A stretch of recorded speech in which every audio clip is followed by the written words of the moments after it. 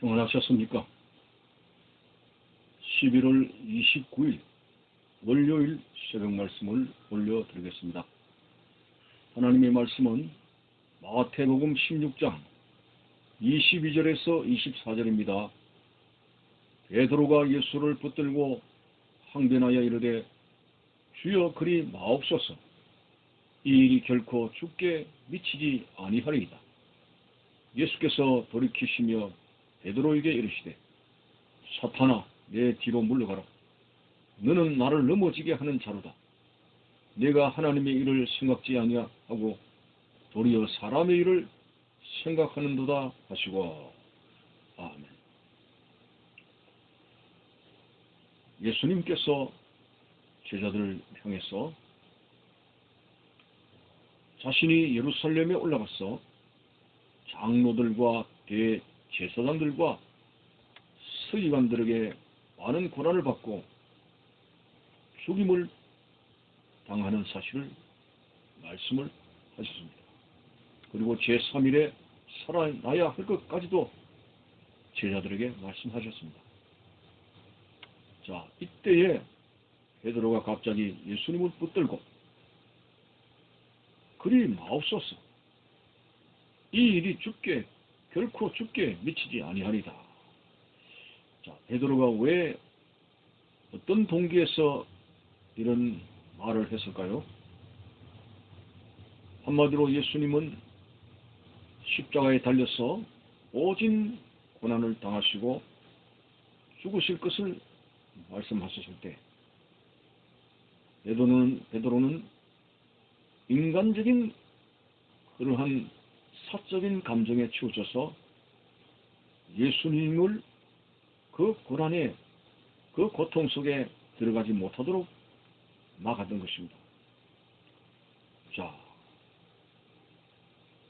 우리가 인간적으로 생각하면은 베드로가 끔찍이도 예수님, 자기의 선생님을 챙겨드리는구나. 그래서 예수님은 고맙다. 너밖에 없다. 내 고난과 고통을 이해해주는 제자들이 12명이나 있지만은 너밖에 나를 생각해주는 사람이 어디 있느냐. 이렇게 하실 줄 알았는데 모진 말씀을 했습니다. 오늘 본문에서 사탄아 내 뒤로 물러가라 하고 말씀했습니다. 자, 왜 이러한 예수님을 챙겨드리는 베드로의 인정 깊은 말을 하는 베드로를 향해서 사탄이라고 하셨을까? 그것은 사탄 마귀가 베드로의 사적 감정을 이용해서 예수님께서 온 인류를 죄를 대속하시는 그 사역을 위해서 하늘나라에서 이 땅에 오셨는데 사탄 마귀는 사적인 감정을 이용해가지고 예수님을 약하게 만들려고 했던 것입니다.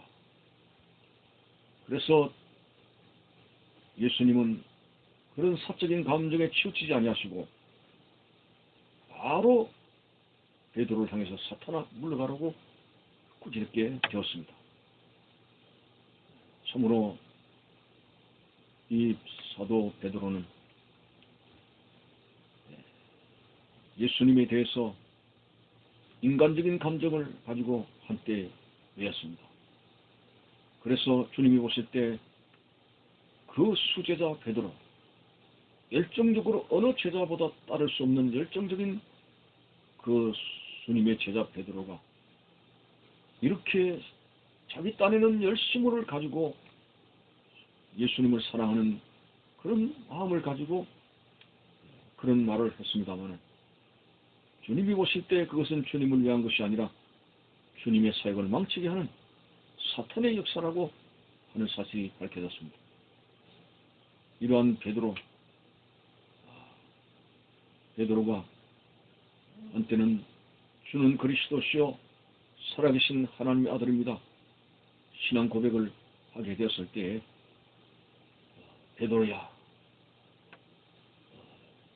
예수님께서 베드로를 칭찬을 하셨죠. 베드로의 이름이 반석이라고 하는 뜻인데 내가 이 반석 위에 내 교회를 세우겠다. 음부의 권세가 이기지 못한다. 라는 그러한 주님의 말씀에 선포를 했습니다. 자, 이 성경 구절을 가지고 로마의 중세 카톨릭 교회는 교황이라고 하는 제도를 여기에서 가져온 것입니다. 베드로가 일대 교황이고 그 뒤를 이어가는 교황들이 바로 중세 카톨릭 교회의 수장들입니다. 그래서 과연 이러한 하늘을 찌르는 듯한 정치 교회의 양가지의 권력을 휘둘렀던 그런 로마 교황이 베드로에게 이 반석 위에 교회를 세우겠다는 이 말씀을 근거로 해서 세웠는데 과연 그것이 바른 해석일까요? 반석이라고 하는 것은 남성 명사, 여성 명사가 있습니다. 베드로에게 이 반석 위에 교회를 세우겠다는 이 주님의 말씀은 베드로의 이름을 뜻하는 그 반석이 아닙니다. 베드로라고 하는 이름도 반석의 뜻이지만은 그 반석은 남성 명사입니다. 남성 명사로서 바위돌이 부서져서 흩어져 있는 그런 조각난 그런 조그마한 돌덩어리를 이야기하는 겁니다. 그 돌덩어리 위에 주님께서 교회를 세우시겠다는 것이 아닙니다. 예수님께서 하신 말씀은 바로 산에 이제 뿌리를 내려 있는 큰 바위들을 이야기하는 거죠. 그 바위는 베드로가 고백한 신앙 고백을 말하는 것입니다. 주는 그리스도시요 살아계신 하나님의 아들입니다. 이 신앙 고백 위에 교회를 세우겠다는 말씀이지 베드로라고 하는 인물 위에 교회를 세우시겠다는 그런 말씀의 의도가 아니었습니다. 그러나 캐톨릭 교회는 바로 이 말씀을 근거로 베드로가 바로 천국 열쇠를 가진 자로서 이제 일대 교황이고 그 이후로 이제 베드로의 후계자들이 로마 카톨릭 교회에서 나왔다. 이렇게 말을 합니다.